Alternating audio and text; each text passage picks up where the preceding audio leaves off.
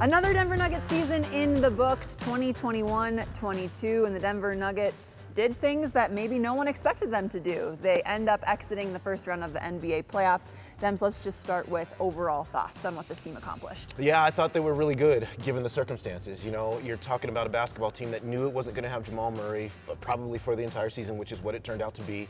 You lose Michael Porter Jr. super early in the season, so you don't have two max contract players just right off the bat.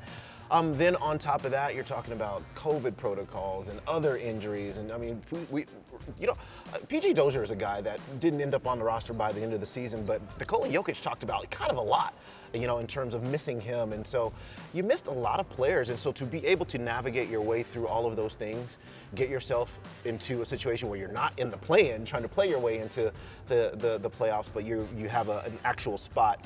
And then to play, I thought, better and better and better over the course of the Golden State series. I thought it was pretty well done by this team. Coach Malone talked about no team having more wins over the last 4 seasons than the Denver Nuggets, and maybe calming some emotion here. Exiting in the first round, is that something that Nuggets fans should look into, or is that just, hey, these were the circumstances of this season? See, I think those were just the circumstances of the season. You know, one thing Michael Malone has showed us is that the first round is not a thing for him. Like, he gets right on out of the first round, you know, and so these were extraordinary circumstances for the Nuggets. You're taking on a Golden State team that, for the first time, basically all season long, was whole. For the Nuggets to have to face a team like that, and then to take a couple of punches and then punch back over the course of the series, I thought was well done. At the end of the first round, Nikola Jokic led the entire NBA in points per game. Yeah.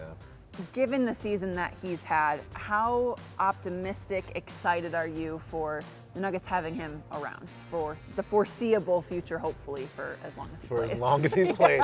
That's what I'm saying. As long as he plays. Like, if he's playing basketball, please let it be here with the Nuggets. And, you know, it will be. I mean, he's going to get compensated very well, obviously, for the incredible things that he has done on the court, and quite often, honestly, off the court as well, in terms of the image of the franchise and how much people love him in this city. And when you have one of these players, they do not come around very often at all. You must keep them. He loves it here as well. So I'm looking so much forward to his Protect career. at all costs. Mm-hmm. Yeah, for sure. The players that are around Nikola Jokic, and this season you mentioned the injuries, no Jamal Murray, no Michael Porter Jr. How much will this experience help in terms of bigger picture and long term for guys like Aaron Gordon, Bones Highland? I mean, players that will have significant roles in the future with this Nuggets squad. It's funny that you mentioned those two names, because those are the first two names that came to my head, and for different reasons. One thing, Aaron Gordon, in the press conference after the final game of the series, says something to the effect, well, you know, we eased our way into this series. I don't think we should be able to learn from those things. And he was going to take that himself and be a better player next year. And he was going to study more film, and he talked about all those things. I think that playoff run put him there. And so for him, it was huge, you know, being able to understand what that feels like again, how you have to operate from day one in the playoffs. For Bones Highland, it was his first playoffs. And so to play against a team like that, in an environment like that, I think is going to help him in the future. Jamal Murray and Michael Porter Jr. both spoke in exit interviews, kind of State of the Union addresses after the Nuggets season officially ended.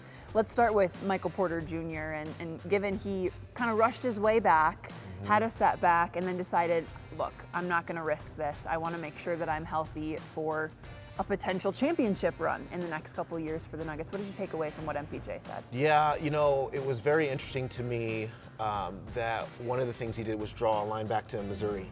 I thought the same thing. Yeah, and say, you know what, I did that too fast then. I didn't want to do it too fast again, make the same mistake twice, in other words. So I think it's smart of these players, these athletes, to see the long game. The long game is you have a bigger career, a bigger picture in mind here. Yeah, we all want you to be here for the playoffs. We do. But you know what? One playoffs versus the next 6 or 7 playoffs, like, we'll take this one and sacrifice it. It's fine. Listening to Jamal talk about the things that he's still thinking about while he's on the floor, especially defensively, getting screened, cutting. He still has yet to go full speed and take off of 2 feet.